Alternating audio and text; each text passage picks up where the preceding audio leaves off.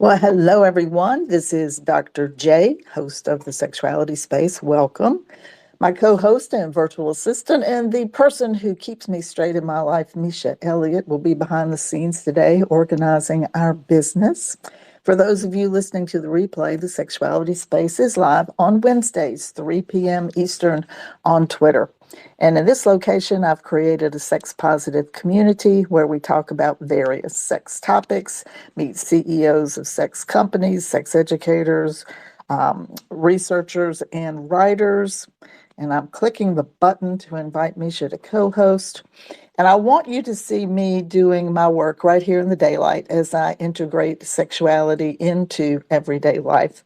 As a reminder, this is a recorded space which will live on the Twitter timeline and is repurposed on my website, my FlowGen playlist, and my YouTube channel. So, greetings, everyone. Hey, Ramon, I see you there, one of our wonderful regulars. Please note that this space is equipped with its own chat feature in the bottom right corner. You can ask questions there as the space goes on, or DM Misha or me for questions. Last week, we had a wild and ruckus time as we talked live with the authors um, from the Writers Retreat here on the island about all the fun and the work and the collaboration that we had going on. And we celebrated words that were done with the most famous two words of all called the end. And so Allie Dane was there typing her the end to her fantasy novel, and we got to celebrate that. So that was pretty cool.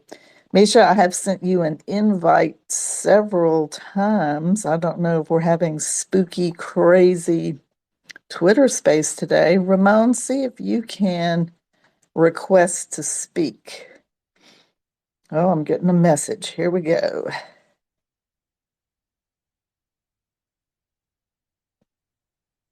Oh, that's interesting. That is, want to help manage this recorded space as a co-host? It's giving you all the information about what you can do. How fun is that? Okay, so she's going to come back in. Hey, Ramon, I'm going to invite you. Whoops, hit the wrong button. I'm going to invite you as a speaker so we can be chatting about this, and we'll probably be talking about some of this tomorrow when we talk in the Moan app. Okay, Misha, I'm going to hit the invite to co-host again and see what happens. Oh, no. Okay, I'm doing this differently. You're a speaker. I'm getting the same error, and I don't like it's just telling me that co-host can invite, etc., what they can and can't do. The host is recording, you'll be recorded, but I can't scroll down or accept the I don't understand. Well, I guess we'll just have you here as my speaker. And you asked me earlier, what do you have for this? And I said, I don't know. It's been one of those days. So, hey, Ramon, I'll say hello to you and you can chat. And then I'll tell you how wild and crazy my day's been. Okay, well, so it sounds like my mic is working Yes, it is. fine. And so I'm going to settle in and hear what you have to say. Well, that sounds delightful since I don't know what I'm going to have to say today. As I said, it's been one of those days. Misha's been giggling at me in the background. I have had a total computer meltdown, and then I had to figure out how to deal with it, which had 15 steps of ruling out all the problems and finding out what the one problem was, and then what it would cost to fix that one problem, which now has ended up, hey, subby, which now has ended up being, here's your brand new computer that you just ordered and will be here on Friday. And then I get to have a fun weekend of, setting everything up and all of that good stuff. So that's always fun. We've had a lot of different things going on in life here that's just kind of crazy making in the big scheme of things, but I'm excited to be here. And Misha, are you still there? I'm here. Okay. So I had put the topic today, love is love, and knowing that we're working with Pride Month. And this is a conversation that I like to have just because I probably have a different perspective about how we can be, better humans in the world, in recognizing that people may or may not think or do or believe the same things that we do, but we can still identify with what a feeling is. And love is love has been a phrase that means the love expressed by an individual or couple is valid, regardless of sexual orientation or gender identity or any connections of sexuality components that you use in your particular world. And I think I like to talk about this in terms of writing, because to be a writer, you have to be able to empathize, and you have to draw on lots of universal emotions and different things that can help you be better at what you're doing, which means that in your life, you're paying attention to the people around you, you're paying attention to how they behave, where they bring themselves forward, where you see them back off, and what do all of these different things have to do with. And when I write and when I'm looking at people in the world, I always come from that heartful place that it is love, and how can we help other people have a more positive direction in thinking about relationships that way. How did you take this topic when I said this is what we're going to talk about today, Mish? I just figured we'd discuss, love in general. I have no idea what's going on today. I know, it's like, I had to go pick up something at the pharmacy and the scanner didn't work. And I thought, oh my goodness, am I just taking these technology woes with me everywhere I go that nothing seems to be working? So I was kind of glad just to be able to sit in a love vibe and say, yeah, this is good. Well, so what would you want to say about love in general? I think we need more of it in the world. I think in the like, if you love something, it it has to be unconditional. I mean, 98% unconditional. There's always going to be a string or two. I mean, obviously, you don't want to give unconditional love to somebody who is terrorizing or abusing you. But I feel like so many people are wanting to jump in on hate wagons, and I don't understand why. Like, I'd rather jump on a love wagon and be happy and uplifting and everyone getting along and being accepting than jumping on a hate wagon to, hurt other people emotionally or any other way. Well, it's interesting. This weekend, this Saturday here on the island, is going to be the Pride celebration. There will be a parade and there'll be a party in the main Central Park up toward the beach. And it has been fascinating to read the letters to the editor in that direction for those people who think this is an awful thing to put children in front of and, see them dealing with this. But I have to tell you, the thing that has totally impressed me has been the people who rose up, and it's the spiritual leaders who are writing some of the most eloquent pieces about how humanity needs to be treating each other differently. And the hate wagon that you're talking about just needs to stop because it's not helpful to anyone. And I was with a friend who is Buddhist, and she was talking about going to a meeting with a Christian. I forget what she said he actually does, but he is a minister, and he was hosting a prayer group. And he started talking about his plan to go to the event on Saturday. And the people in the prayer group immediately, hackles came up and everything was, yeah, this is bad, this is awful. And he said, I think you misunderstood where I was going with this. I'm going to support people who feel like they're not getting heard or seen or felt or honored or all of those things. And the people kind of sat back in their chair like, oh, that's not, the route that we were going to go. And he said it's one of those things that he's going to have to keep pressing because it's so easy to slip back into that hate place. And I know from doing therapy forever that whatever we're not familiar with, it's different from us. We sit in that fear place and we can go from fear to hate really easily. And there can also be a part in ourselves that we recognize. And if it doesn't fit with the norm of the world, then we can, send that out to the world and have that come out in a different way. So I was really impressed with some of the folks here on the island for how they were handling that. Mm-hmm. Yeah, I was really glad to hear that because I know that Florida is a volatile state these days, and Ohio is becoming more volatile. It's just, uh, it's so annoying. It's like you're letting this emotion hold you back from being better.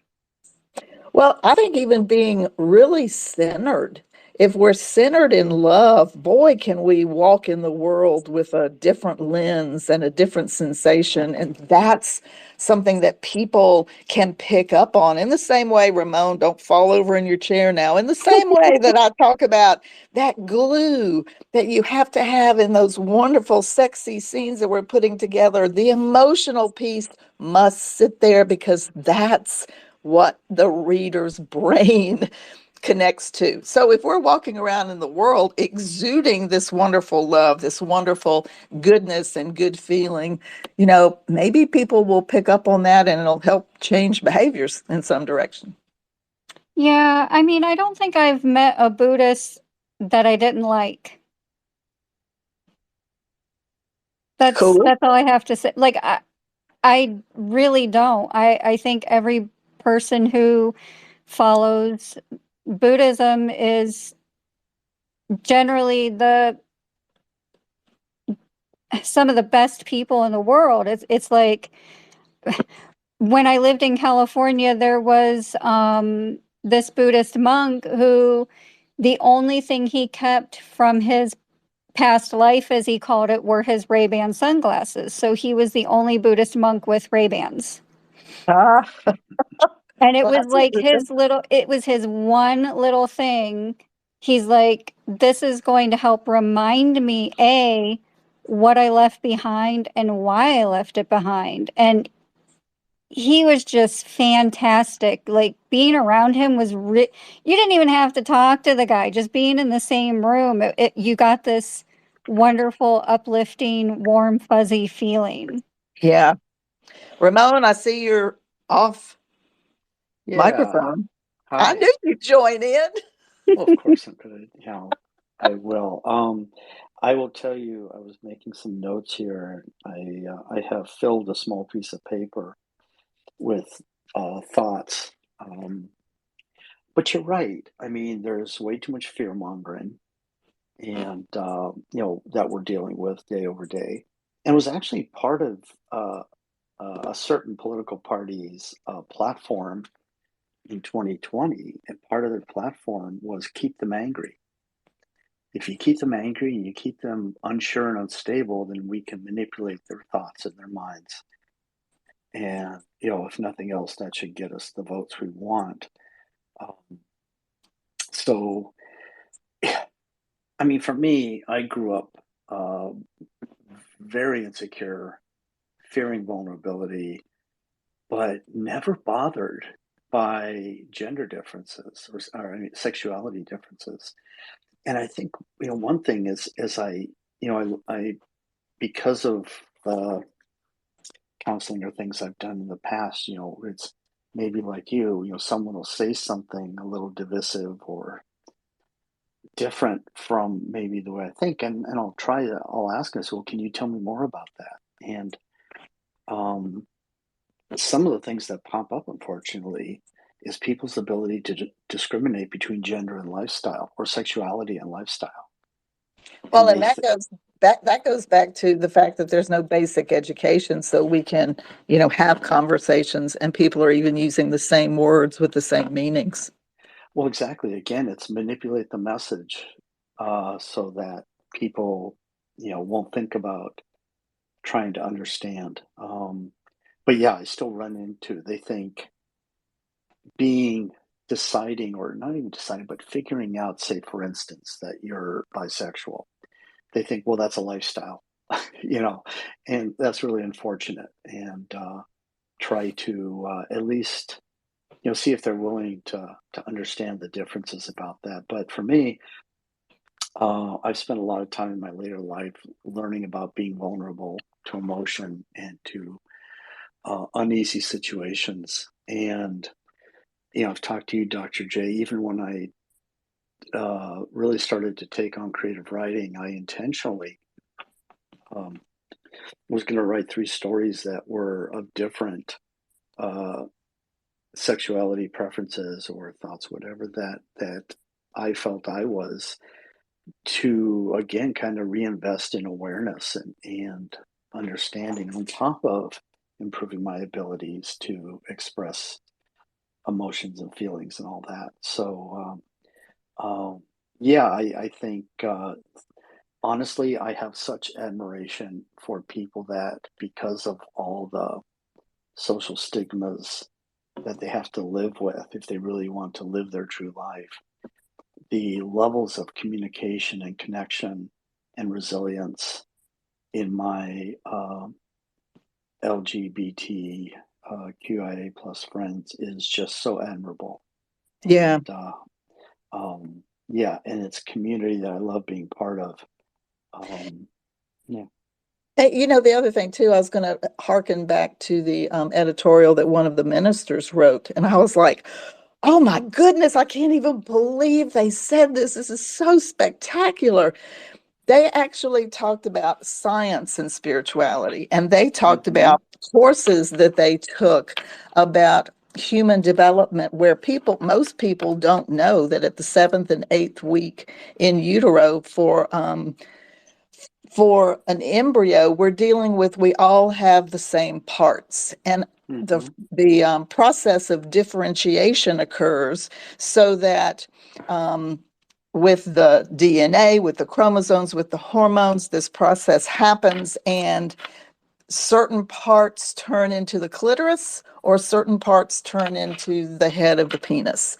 And if you look Yeah. at these wonderful things now, where I'm seeing these great 3D images to show you, here's one body that starts this way, and then they show you how it turns into the male physical form, and then they show you how it turns into the female physical form.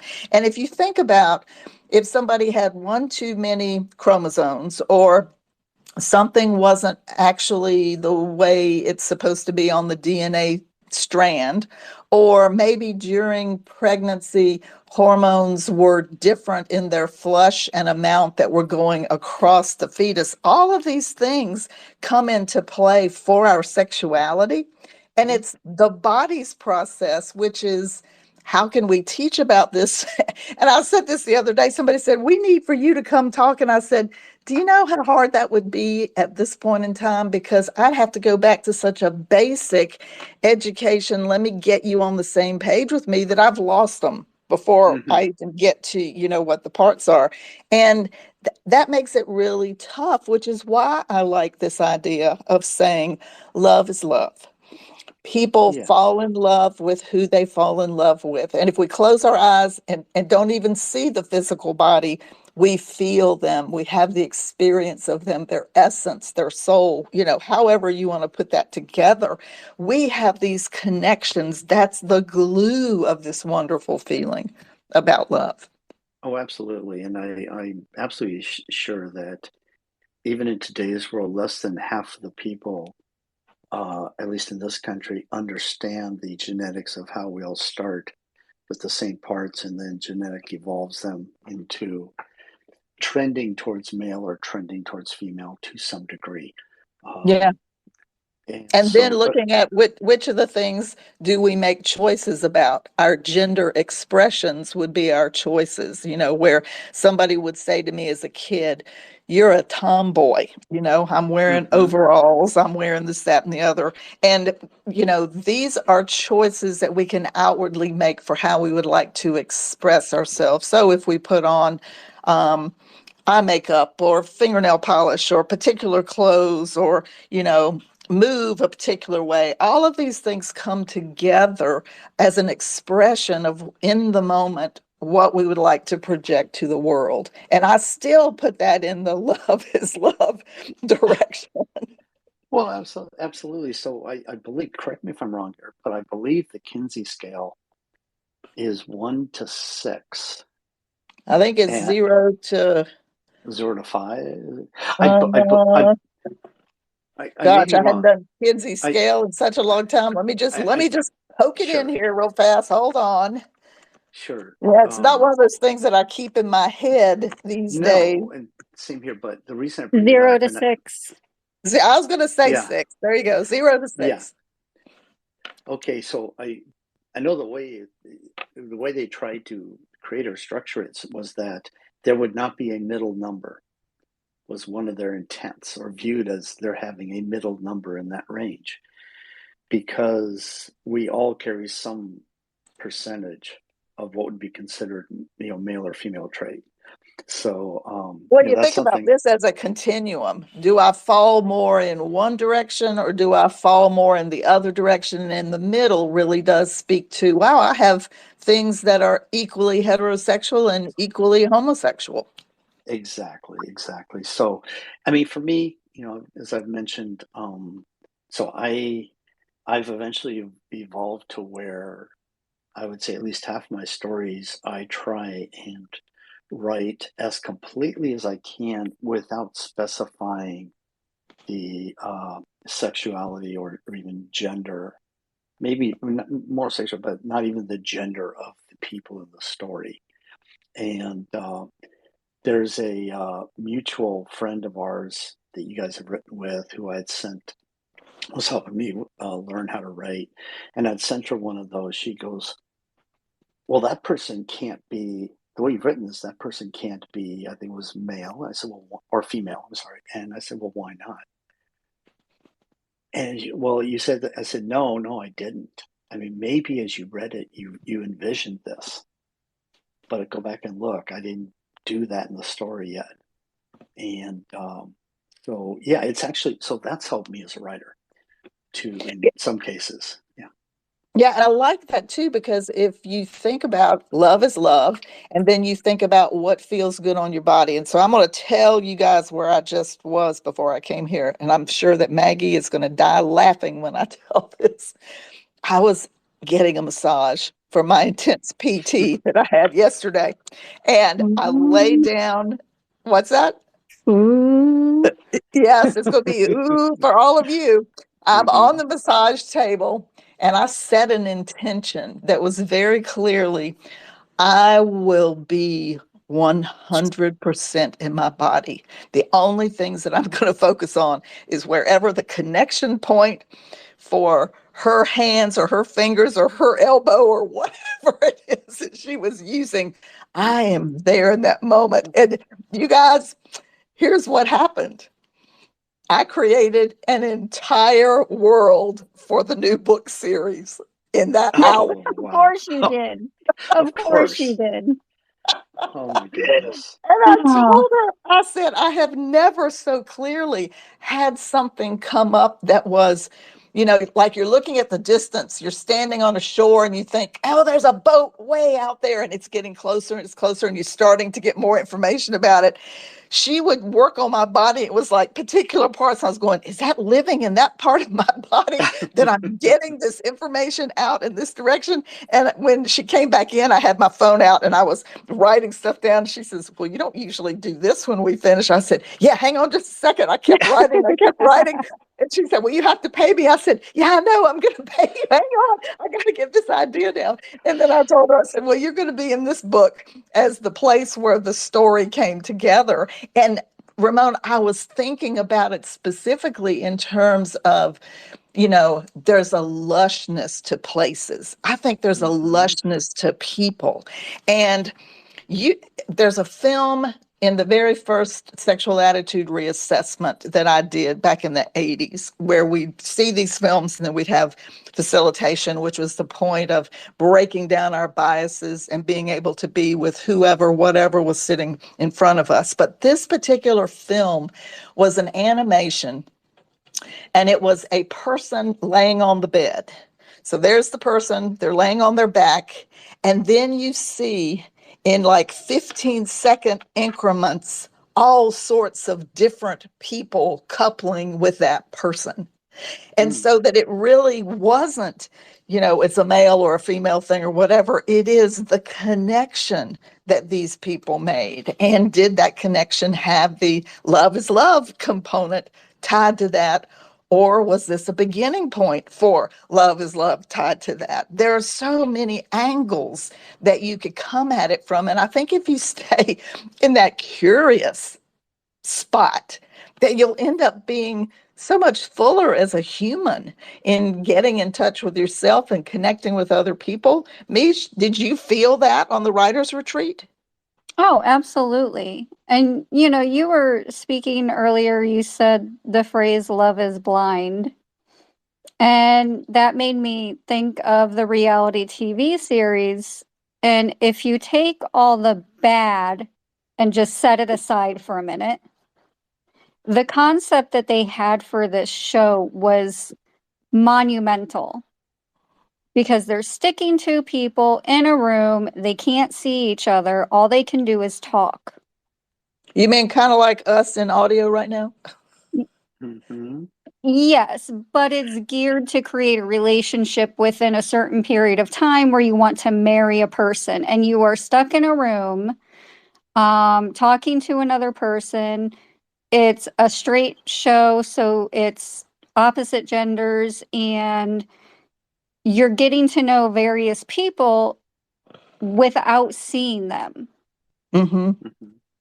And the concept of this show is incredible. It could have been so good, but things from the bad things came out later about how people were being treated and abuse and all this other stuff happening, and it's like they took a concept that could truly revolutionize relationships and just ruined it like they do so many things.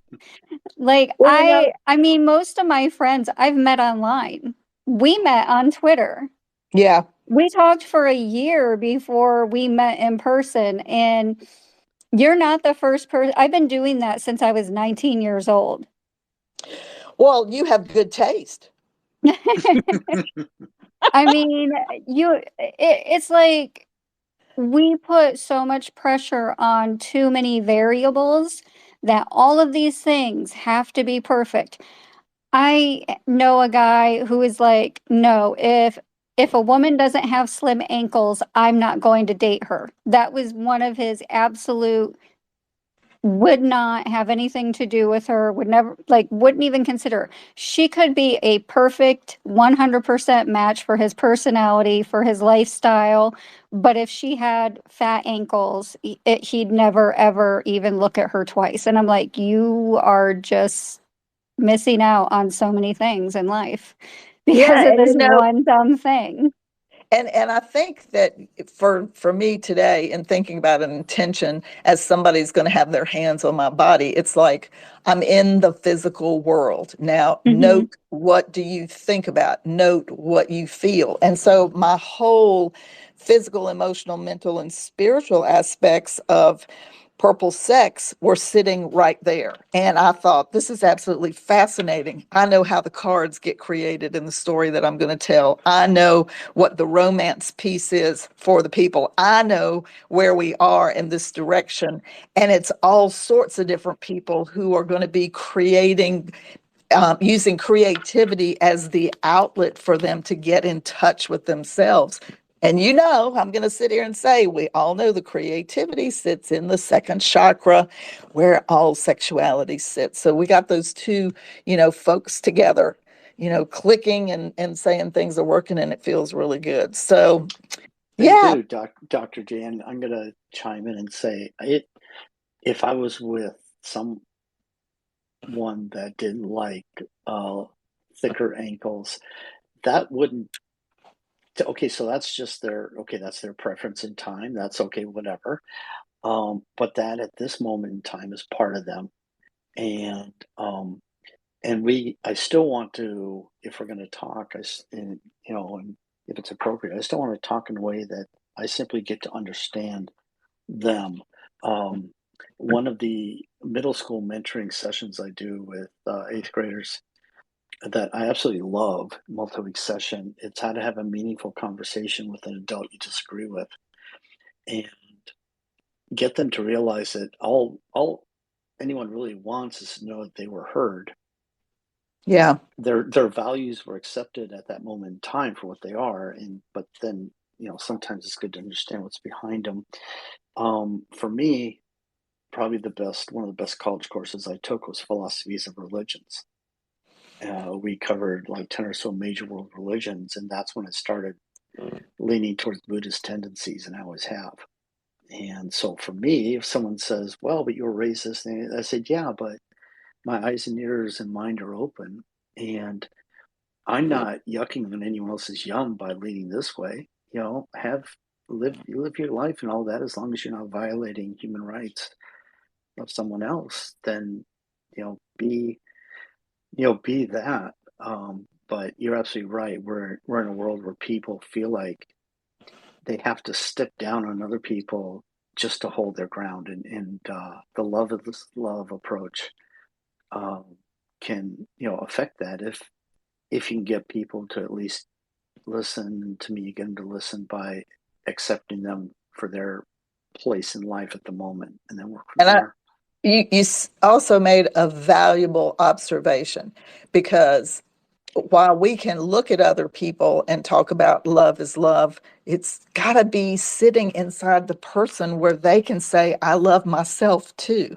And Hmm. if there's not enough self that's got that love attached to it, that's one of the reasons why we see this hate and this anger and this just, all of the negative things because it's being spewed out of them because they don't have the space inside with the good stuff that's going to make them feel better.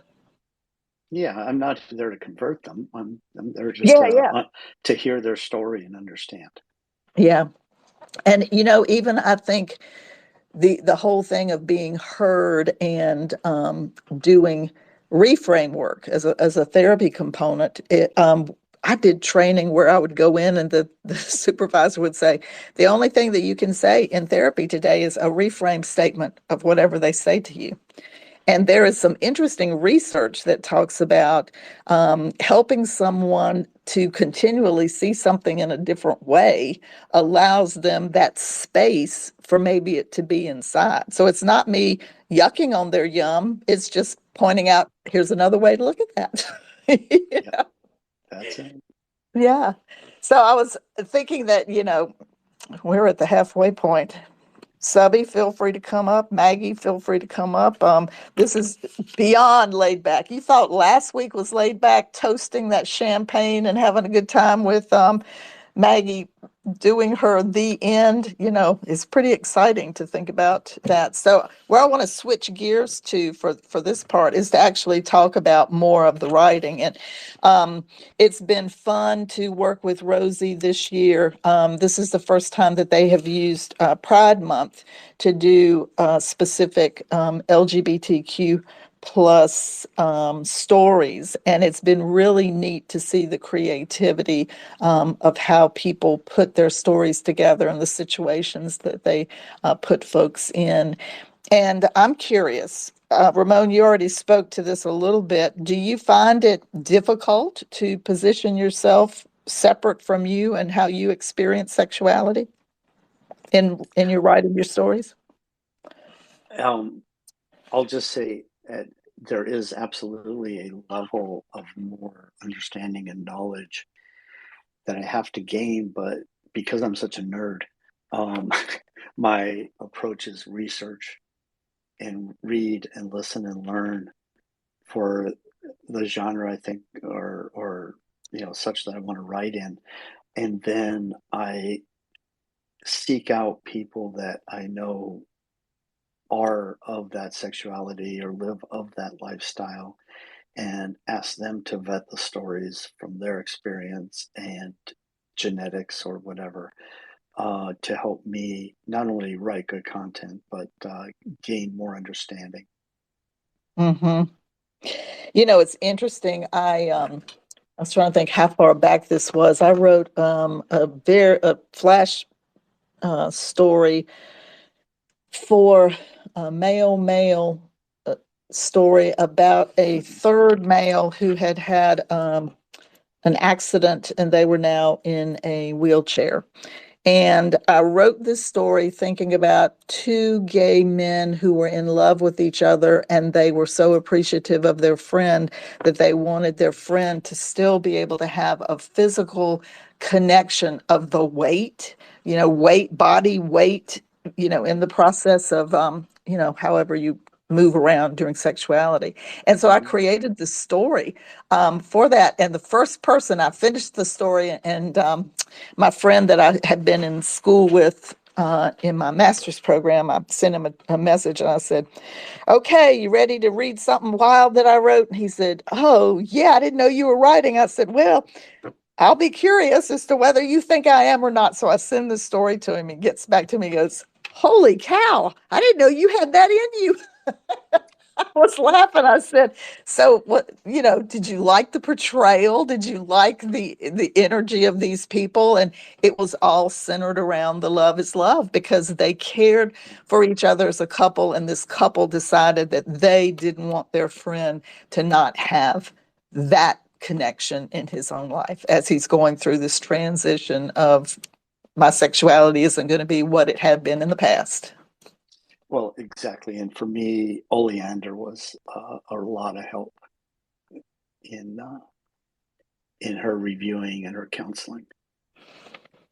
I love it. It's funny when you find somebody who can write um, scenes that take you there and you go, how did they do that? Was it like, they were peering into a room and they were seeing this happen and then they put it all together that way? Or it really did just get created up in their mind? And I know when her book came out, um, Horatio Slice, um, Hmm. oh, like, Guitar Slayer of the yes, Universe. Guitar Slayer of the Universe. I'm like, I'm I can't get looking all. at him. I'm looking at him. He's right there on my shelf. Well, I have to go around the corner and look on the shelf to see him, but he's not in the office shelf. He's around the corner shelf. And, she had all of these men in love with all of these men, and the whole idea that there was a group of them that were all identical. They all looked alike. And I was like, this is the most imaginative story I have ever read that relates to connection and love is love and accepting people where they are. I mean, she was just spectacular in that Hmm. particular book. I loved it. So I'm sure she gave you some really interesting Well, things. and she's the one who, my first story, she told me build that one about a couple where a male female couple where the man wanted to explore some bisexual thoughts he had, and then I turned around and wrote the lesbian story that eventually went to Rosie. Hmm. And when she was reading that second one, she said, "You didn't really write both of these, did you?" And I said, "Yeah, I did." She goes, "I wouldn't have thought that."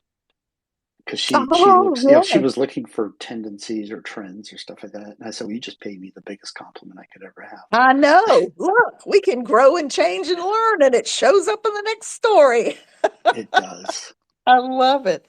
So, Mish, tell me, what's it been like for you thinking about love is love and choosing to do any LGBTQ characters in your stories? Is she eating? No, I'm not eating. Sorry, I was muted. And taking a photo of my books where Horatio Slice is prominently displayed. I expect a tweet, no less. It's in the chat. Writing it and reading it has really, it was one of the things that helped me understand that love is love. Ooh, Because it tell me used to more. be for me, it was just, I don't get it. And it wasn't a hate or like a anything disparaging or mean or anything. I was just like, I don't get it. I don't understand. It was just kind of like I had to rewire my thinking in order to realize, oh, it's just love. And now it's love. So it's not a big deal anymore to me. I want everyone to be able to love other people however they want to love them consensually. Yeah, and that makes it interesting too, because I think you're bringing in the point about the person of the author, that you get to a place where you break through, you come up with an idea, you have an understanding, and then it's like the big aha moment going, wow, why was I having such a hard time with this when the simplicity of it is, it's the love is love component. And And we don't have to focus on every single detail of what a body's movement is doing to get the point that something feels good between two people, and right. working the weaving between those things, which is one of the reasons, Ramon, I like that, and I do this for fun. Let me see if I can write a story where people are sitting there going, wait, is it a man? Is it a woman? Wait, is it a man? Is it a woman? I mean, if you're going to do the whole thing going, this tongue feels great, and you haven't said where the tongue is. I mean, people really do get to create that fantasy, that imagination, that direction, for them. So you're giving enough details of other things sensory wise that they're going to come in and go, oh yeah, it's in my head. I'm working this, and it's, really great. So yeah. I've tried writing. In fact, one of the stories I have on Frolic Me, I wrote it in a way so that the reader could be any gender, but they were in the story. Mm-hmm. So it was kind of like the way they worked fan fiction, but instead of doing a your name, Y/N, I would just speak to them like in the moment as they were there as the character. So it's like they're unable to touch this person and she is using a wand or toy or whatever, teasing them, and they're tied to the chair. They're participating, but they actually can't physically participate. So it's like they're experiencing it while not experiencing it.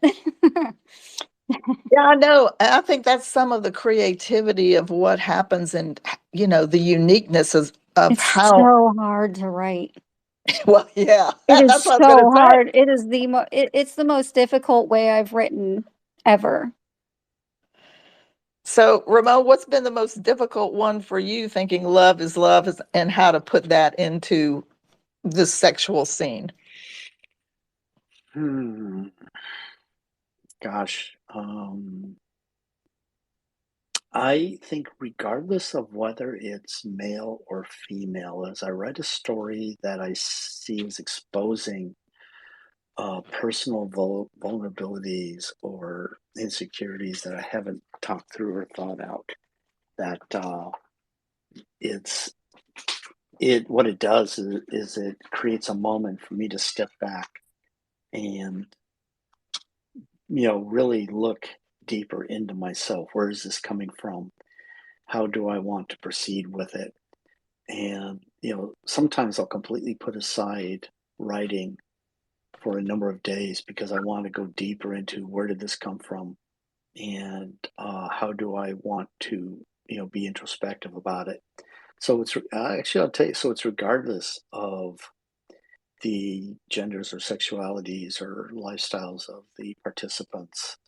um, yeah, and that's my experience. For me, I was thinking that as, I began the writing, earnestly in January of 2016. And I probably used my website in doing Masturbation Monday and Wicked Wednesday. So 2 stories a week, posting there. And so when it got to the place where I wanted to add more people in the scene, I was like, oh, wait, how do you do this? And then how do you be clear about who's doing what and how they're talking to each other and how they're feeling and what does this all, connect together? And I took a course with editor Angela James called Before You Hit the Send Button. And it was an entire course for like beginning writers on every detail of writing. And I remember that there was a chapter that she called, um, how did she phrase it? Roaming body parts. And I went, what is she talking about? And it's like, in the same way that you would have someone in a movie look for the consistency of, oh, wait, they had on purple panties here and now they have on a thong over there, the consistency person, that comes in and is taking a look at what's going on. Well, you have to do that in the scene too. Did our love interest switch in the middle of this? Are we having all three of them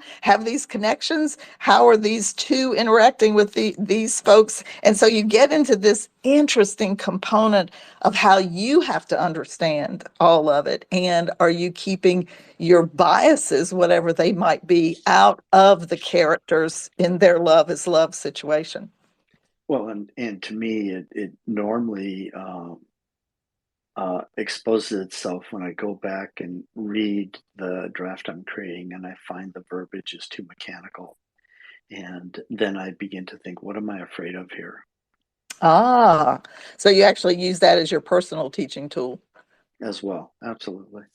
And I think it goes the other way too, not just in a mechanical sense, but I know early on, I think I've said this before in writing, one of the issues that came up for me is the fact that I have been a therapist and that I'm bound by confidentiality in the state of Florida in perpetuity. Okay. Hmm. So you came into my office until I die, I have your Yeah. secrets. So here I am writing You and me both, characters. doctor. I have characters and I know their secrets, and they're going, we need more information about this. And I go, I can't. It's their secret, and I have to hold it. I mean, I had to break through all of that to be able to Sure. get to a place to talk about these different things in writing. So, it's a fascinating journey.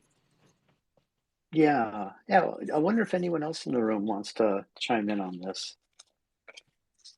Subby, Maggie, Angel, if you're writing Love is Love, how are you doing that? You're more than welcome to hop up here. We're at the almost 10 minutes left. Maggie's probably at work. Yeah, I believe she is. And I Yeah, Yeah. feel absolutely. terrible for her. I don't want her going outside. In No. case you didn't know, New York Oh, is blasted with terrible air quality due to the wildfires. And we're well, actually experiencing it here too. oh, So I had to wow. close my window today. It's Oh, nowhere no. near as bad as New York, but our air quality is not good today. Well, she can speak, so she's on the stage. Hey, Mag. Ooh, Hello. yay. I am I'm actually working from home. I was gonna go into the office today, but it was literally yellow outside my window, so I said no. Yes, Dr. J, because the elves in my story, which you heard so much about last week, Oh, Yeah. um, yes. Yes. they don't have labels of sexual orientation like we humans in this world are familiar with. They simply don't have that kind of social structure. So they have sex with whoever they want. As long as it's consensual, that's how they express themselves. And they're on a spectrum. You know, some people um, are attracted to one sex versus the other. Most people fall in the middle where they're attracted to both sexes. It's more the social standing of the person that they're with that matters to them. The actual, whether they're male or female or however they express that is actually not what matters at all to them. So it was interesting because I had never in my life considered a society like that. And I can't speak to you as a moment that like made me decide, yes, I'm going to do this. It's just how they presented themselves to me in my head. So yeah. And you know what? I think that also speaks to the openness that you would have as an author to say, this is totally not what I grew up with. It's not a norm. How would this work? How would this function? And when you can step outside of what any of our learnings and belief systems, all that are, to present something in a different way, that allows us to open up in that love is love world. So, I'm just tickled that you said that, Maggie. And I see Subby came up too. Hey, Subby. Subby. Hey, Dr. J, Misha, Ramon, Maggie, and Angel. This is an interesting topic that love is love, and I too believe that love is love. And I think more than gender and these things, I think people should recognize the character, how we mutually respect each other. That should be our focus rather than, looking at the gender and how we decide how to relate to or react with each other. That's my point. I love that I mutual love that respect. mutual respect.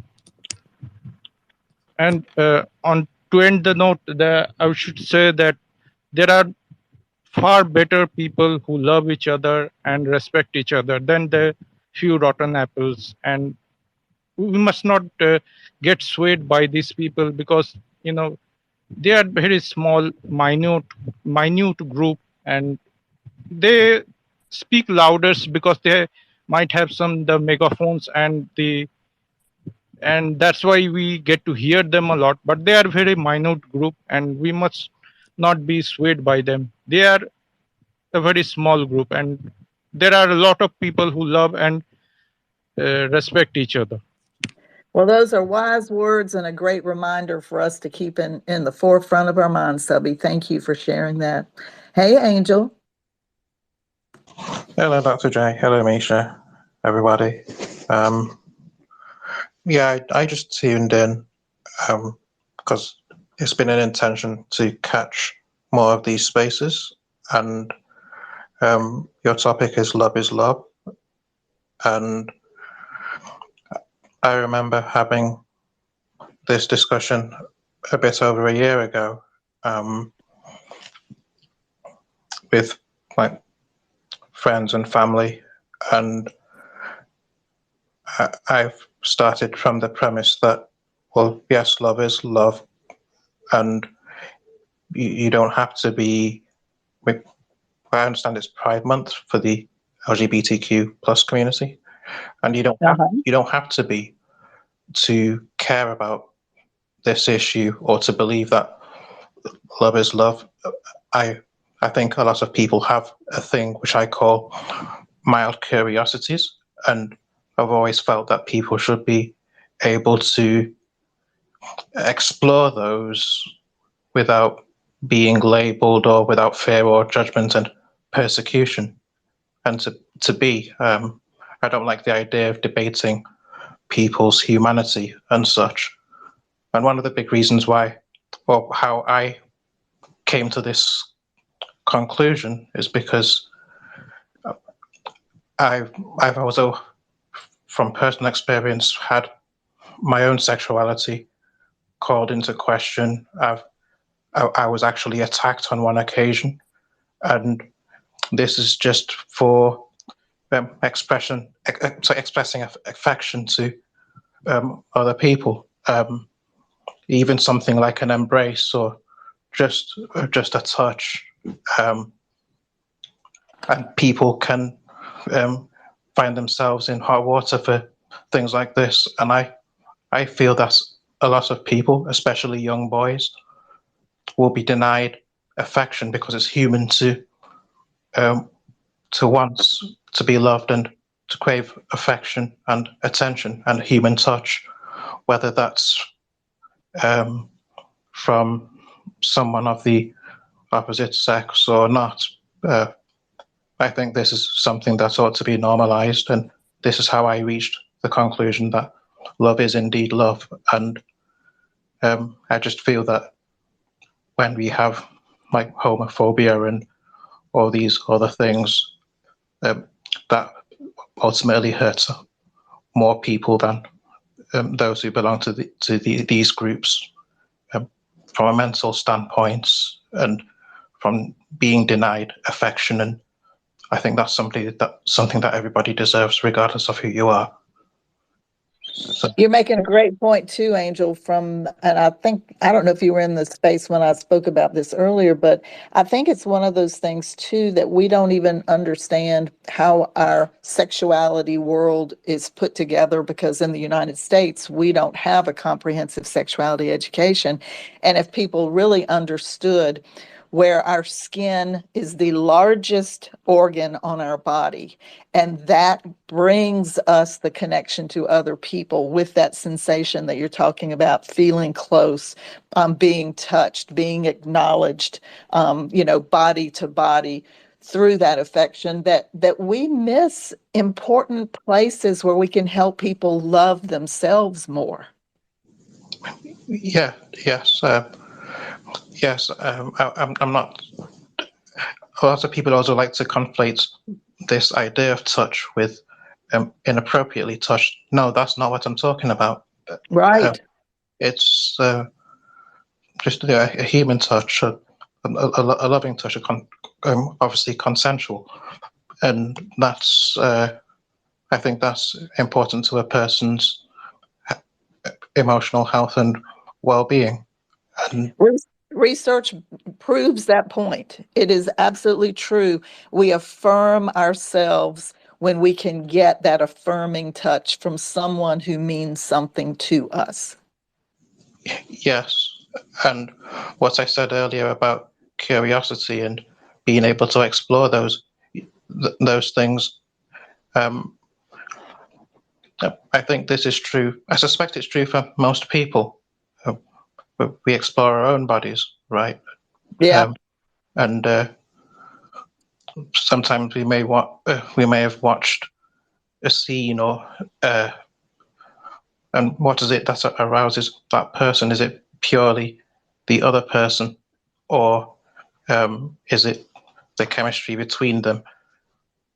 I think I don't think it's purely one side, and so these are all sorts of curiosities that people may have and want to explore.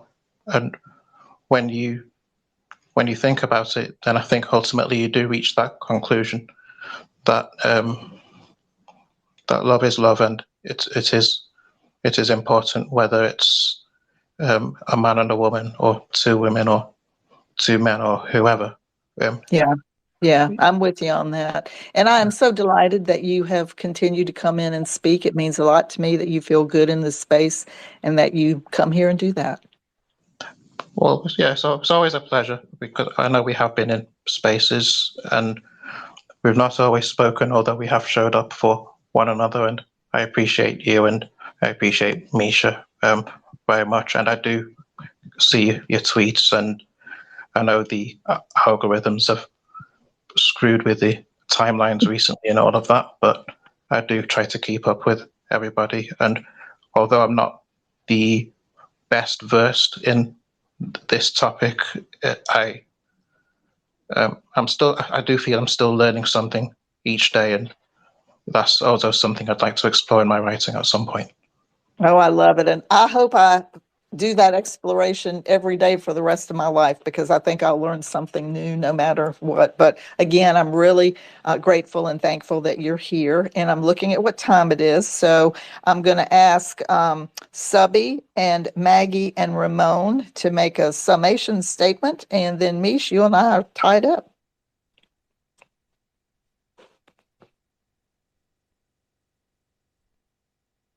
Well, I hope you spend the month loving people. That's my summary statement. I'm working on it. Oh, this was a blast. Thank you so much for making it the topic. Oh, good. Good, good. Thanks, Ramon. Subby. Well, this is a wonderful space, and I love the people who join in, and love is love. Thank you, Subby. I appreciate it. Mish, you got anything you want to tie up before I close this out? I'm just happy to have found people who think the same way that I do. And I hope that it expands because we need more people who are more considerate and understanding and accepting and just letting people live their lives and uplifting them instead of trying to hurt them.